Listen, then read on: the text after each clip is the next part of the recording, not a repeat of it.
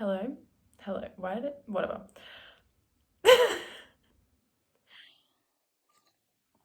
I ate lentil chips today that were really salty, and now my lips are just dry. It's so sad. Anyway, not what I want to talk about. What I want to talk about is the fact that I found a new thing to help my brain, and I want to share it because it's been super helpful. Super helpful. Beyond helpful. It's been really remedying my tendency to project my anxieties onto unknown people, places, situations, things. I have no idea what's going on in my life at the moment, and that usually leads me to believe that I'm in a transitional phase. And it's Mercury retrograde and Pluto retrograde and blah, blah, blah, blah, blah. But transitional phases. You know? Like, I feel like if I'm not in one of these, I usually have like a grasp of life. And then when I start being like, I have no idea what I'm doing, and then I try and figure out what's happening, it's like, no, I think the point is not to know what's going on. And I'm settling into that more and more and more. And that's really great. I'm kind of proud of myself for it. Because it helps.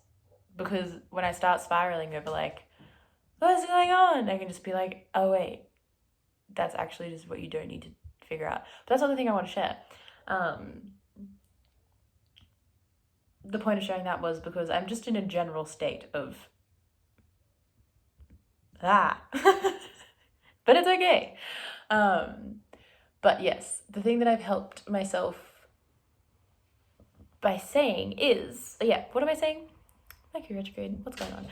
The thing that the thing that I've been saying that's really been helping myself like stop like dead in my tracks from like projecting any kind of anxiety is like a mixture of what I was talking about in a previous video of like coming from a place of love rather than fear, but also assuming the best of people. And I think this has come from like partially it's just like subliminally woven itself in my head of what I've been looking at in uni, which is like been like touching on different modes of therapy, and one of them, I can't remember, I think it's motivational interviewing or person-centered therapy.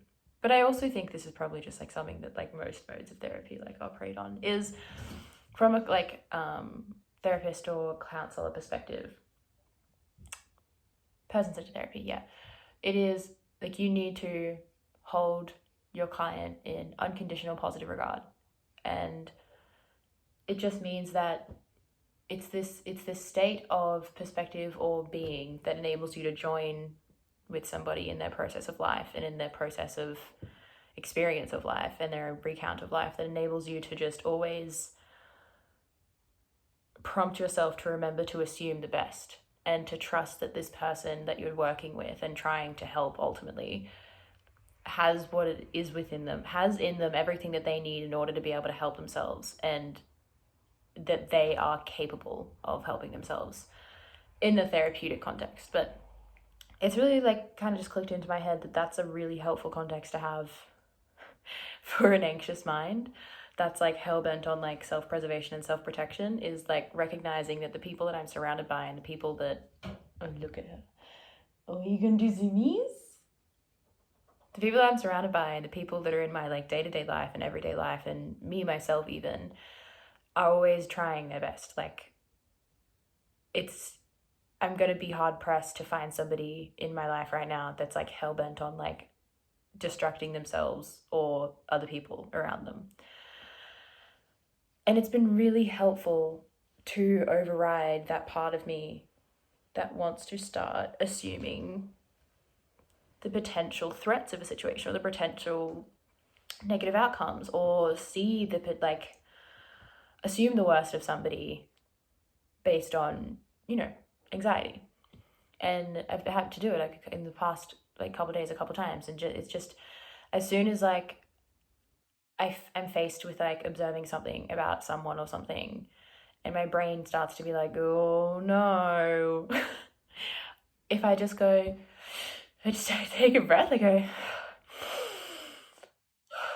they're doing the best, they're doing their best, they're doing their best, they're doing their best, they're doing their best. Because the thing is, this is what my brain tells me, is that, again, my brain tells me this because, at least for me, I can look back on pretty much every single moment of my life and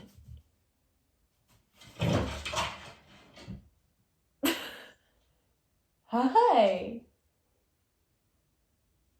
Yeah? You don't really use that anymore. Why are you up there? Love it. I can look back on pretty much any moment of my life and, feel assured by the fact that no matter what I was doing, no matter what I was coping with, even if I wasn't, even if my choices weren't perfect, even if I wasn't doing the right thing, even if, despite any flaw, I know and trust within my own heart of hearts that at all times I'm trying my best. And the thing about doing your best, or doing what's good enough, doesn't actually mean that it's perfect.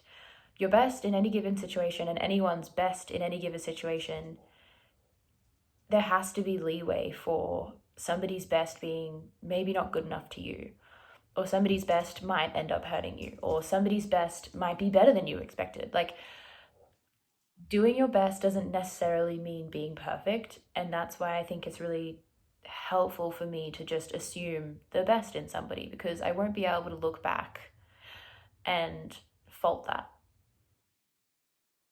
Like, I won't be able to look back and be wrong. This is something where I was addressing my kinesthesiology appointment today, was that my way of trying to navigate situations is trusting my judgment about a thing. And this feels like it's very much feeding into that. I'm not going to go into that because it's just too big, but there's an element of safety that assuming the best of someone gives me, because it doesn't feel like a shit thing for me to do to just assume that somebody's trying their best.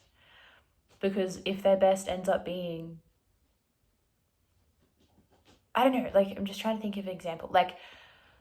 Classic example of when people try to soothe themselves in anxiety that they don't actually have an answer to, because they can't help the answer is in something else. It's if someone's not messaging you, say you go out on a date with somebody for the first date and they're not replying, and you're like, oh my god, they hate me. But you have your friends being they could just be busy, or you have those friends that are just it doesn't matter, just detach from the outcome, high intention, low attachment, and everyone tells you all these things that, if you make the assumption, oh, maybe they're just busy, and then what if you talk to them again, oh yeah, I just wasn't doing anything, and then you can be oh my god, I just assumed that you were busy and I was completely wrong. Well, whatever. I don't know what this narrative trying to spin in my head. Essentially, there feels like an element of safety in assuming that somebody is just trying to do their best. And I don't know if I can convey that in any other way other than I hope you just understand what I mean. Mercury retrograde. Trying to explain my thoughts is just not going to help. So I hope you can understand what I mean by there just feels a certain amount of safety in the judgment call of whatever this person's doing. Even if it's just fucking around. Whatever's going on in this situation. Me right now, I'm kind of just trusting in the universe, just whatever's happening, even though I have no fucking clue, I'm just going to assume that it's a good thing. I'm just going to try and just assume that it's whatever it is. Oh, that was a whole pot of tea. La la la la la. Whatever's going on, I'm just going to assume that it's for the best. That doesn't necessarily mean that what's happening is going to be the best thing in my, it doesn't mean I'm going to wake up tomorrow and be a bajillionaire, but it means that something could happen, and maybe that's something maybe there's something that could happen tomorrow or in the next coming week could feel like shit, but in the long run, it's what's best for me. There's that take on it. And when you apply it to people, it's maybe somebody trying their best means that they fall short of your expectations, but if you're able to still look back on that effort that they make, and or if you even talk to them or whatever, if you can just look at somebody and acknowledge that and trust that maybe they're trying their best, and maybe their best isn't good enough, and that sucks sometimes, but at least you can maybe have faith and trust that they're trying, and that's good enough. Again, best is not perfect, and humans aren't perfect, and I'm finding it more and more, the more that I'm having these little steps of like relaxing into things, the more it comes back to just forgiving the humanity in people and just allowing people to be imperfect and just being able to hold space for other people being imperfect and that affecting me. And that not necessarily meaning the end of the world, or just because somebody's imperfections affects me doesn't mean it's intentional, doesn't mean it's like necessarily always there. I don't know where fault comes in. That's maybe another conversation. I have no idea. That feels like a bigger thing than just being able to say. I don't know. I have no idea. Intention, fault. It's a tricky line with that one. But do you know what I'm saying? I hope you do know, because I don't, and it's now been 11 minutes. I know what I'm saying, but I don't know that what I'm saying is coming off perfectly exactly how I mean it to, but I hope it is. My only point is, if you find yourself spiraling over something that you feel out of control with, and maybe you're like me and you're prone to assuming the worst of a situation to make yourself feel either in control or protected or safe, it's been really, really helpful for me to just take a deep breath and just go, whatever's happening is happening for the best. Like, if it's a person, they're doing their best, they're doing their best, they're doing their best, they're trying their best. Implicitly, I believe that this person, they are in my life, and I trust that they are trying to be the best version of themselves that they can be. And if it's in life, I'm just trusting that what's happening is for the best. Doesn't mean that the best is happening. Doesn't mean I'm going to wake up with all my problems fixed, but it just means that whatever's happening is happening for the best. Whatever's going around, whatever's going on behind the scenes that I don't have any touch on, don't have no control over, don't have any say in, nor really should I. I'm just going to trust that it's for the best. Because at least it feels safe, you know? I'm not guaranteeing myself a happy ending. I'm not guaranteeing myself any kind of expectation, just that it's for the best. And it feels good. I don't know if that's detachment. I have no idea, because I still haven't figured out detachment. Everyone talks about it. Everyone talks about being detached from human emotion in terms of like observing. I'm still working on it. I know that's probably the best thing to do. Like, I know it's a really good thing, but it still comes up sometimes. Sometimes it comes up all the fucking time. I'm working on it. I'm working on processes and doing it, but emotions is one thing. Detachment from outcome. Having expectations. Having hopes. Are hopes and expectations the same thing? It's exhausting to have a brain. You know? Anyway. My bunny is just, oh my god. I was sitting out this front because I just take my bunny out for like a couple hours in the morning. And this lady, so kind. She was like a little morning walk. What was her name? Dana? I think so.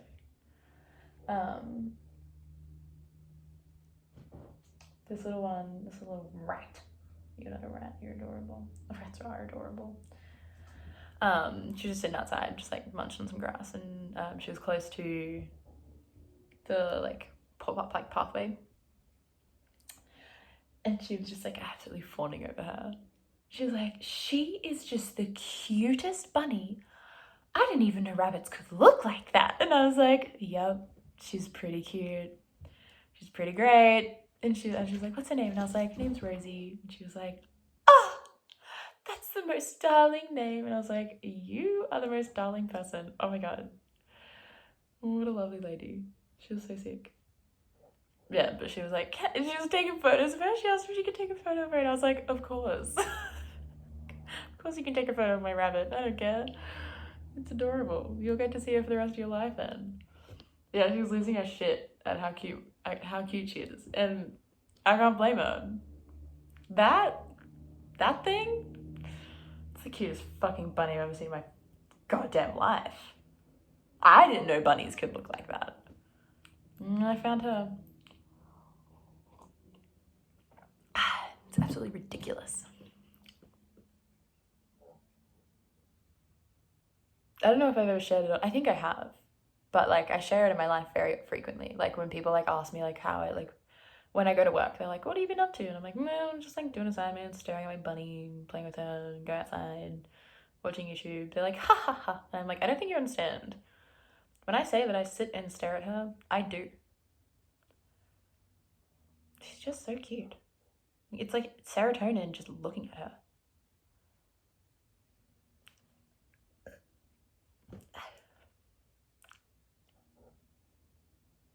Okay, that's it.